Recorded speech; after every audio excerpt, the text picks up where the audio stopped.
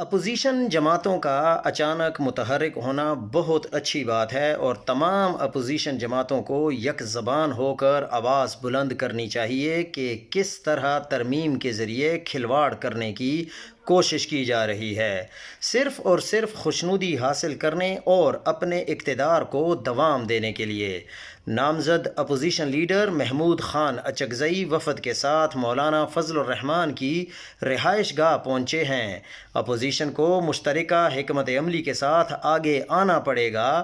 ترمیم آپ نہیں روک سکیں گے کیونکہ ان کے پاس اب نمبرز پورے ہیں۔ اب ان کو مولانا فضل الرحمان صاحب کی بھی ضرورت نہیں ہے کیونکہ 26ویں آئینی ترمیم کے بعد ان کے نمبرز قاضی فائز عیسیٰ کے ذریعے پورے کر دیے گئے اور اب تو ماشاءاللہ سے ان کے پاس 2/3 میجورٹی ہے، جو کسی بھی قسم سے کوئی بھی ترمیم کرنے کے لیے ان کے لیے آسان کام ہے۔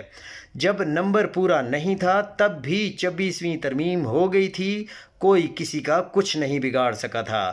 اس بار تو بالکل بھی کوئی رکاوٹ نہیں ہے، لیکن اپوزیشن کا فرض ہے کہ قوم کا مقدمہ لڑے اور قوم کے سامنے بھی اپنا مقدمہ رکھے۔